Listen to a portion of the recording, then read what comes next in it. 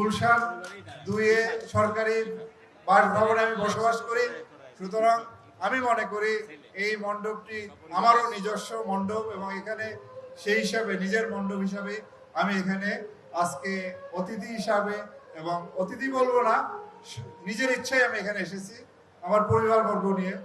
এছাড়া অন্যান্য মণ্ডপে আমি পোশাক পরে দায়িত্ব তদারকি সহ অন্যান্য কাজের জন্য যাই।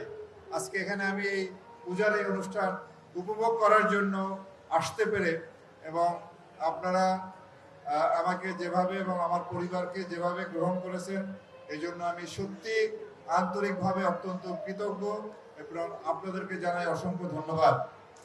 আমাদের এই দেশ একটি অসাম্প্রদায়িক বাংলাদেশ।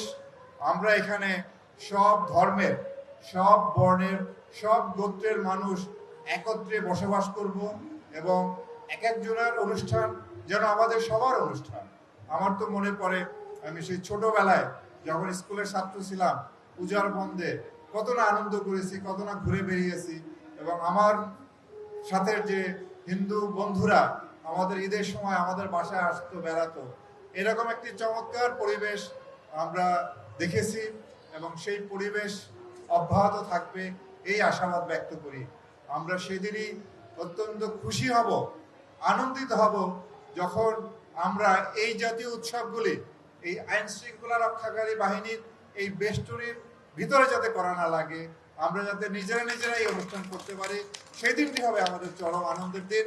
এবং আমরা প্রত্যাশা করি অবশ্যই সেই শুভ দিন আসবে যখন আমরা এই দেশে সব ধর্মের, সব বর্ণের, সব গোত্রের মানুষ বসবাস করব, শান্তিতে বসবাস করব, এবং যেন আমাদের কোনো ধর্মেরই কোনো অনুষ্ঠান করতে যেন আইন শৃঙ্খলা বাহিনীর প্রহরা না লাগে, এটাই থাকবে আমার আশাবাদ, এবং এটাই আমরা কামনা করি। তো যাই হোক, আর আজকের পরে আর মাত্র 2 দিন আছে। বাংলাদেশের প্রায় 33,000-এর উপরের পূজা মণ্ডপে পূজা অনুষ্ঠিত হচ্ছে, এবং এই পর্যন্ত মোটামুটি ভালোভাবেই হয়েছে। আশা করি বাকি সময়টাই ভালোভাবেই থাকবে।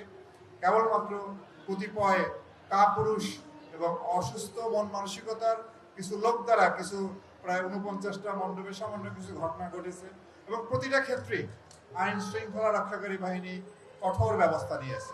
আমরা আশা করি এরপরে আর ওই কাপুরুষরা, ওই দুর্বল চিত্তের মানুষরা এই সাহস করবে না।